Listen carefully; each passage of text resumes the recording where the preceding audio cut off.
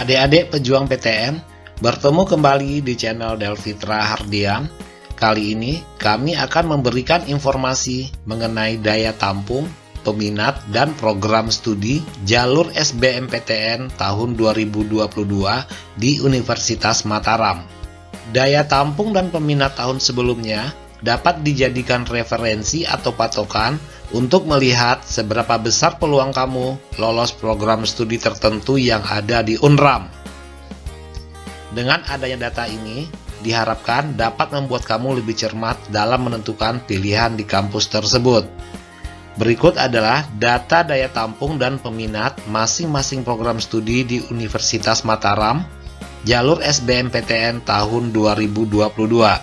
Jangan lupa subscribe channel ini biar tidak ketinggalan informasi. Jurusan Saintek SBMPTN, program studi Agroekoteknologi, daya tampung tahun 2022 75 orang, peminat tahun 2021 246 orang. Agribisnis, daya tampung 125, peminat 702. Kehutanan, daya tampung 50, peminat 241. Pendidikan biologi, daya tampung 70, peminat 166.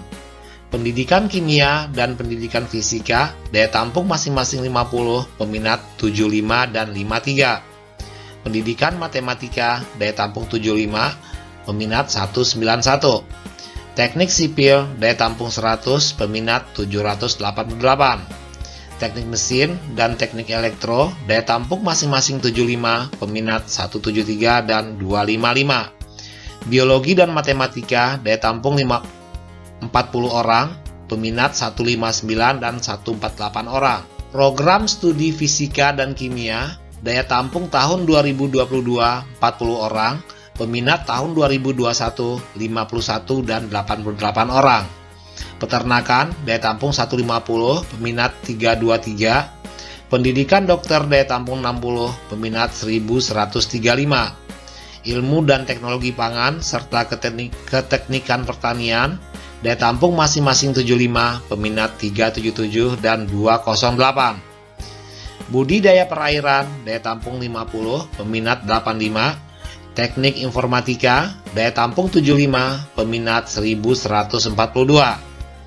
Farmasi, daya tampung 40, peminat 836. Ilmu tanah, ilmu kelautan, dan arsitektur, daya tampung masing-masing 50, peminat 134, 72, dan 308. Jurusan Soshum SBMPTN, program studi Ekonomi Pembangunan, daya tampung tahun 2022 125 orang, peminat tahun 2021 699 orang. Manajemen, daya tampung 175, peminat 2163. Akuntansi, daya tampung 125, peminat 1191. Ilmu hukum, daya tampung 240, peminat 1194. Pendidikan Bahasa dan Sastra Indonesia, daya tampung 105, peminat 421. Pendidikan Bahasa Inggris, daya tampung 125, peminat 563.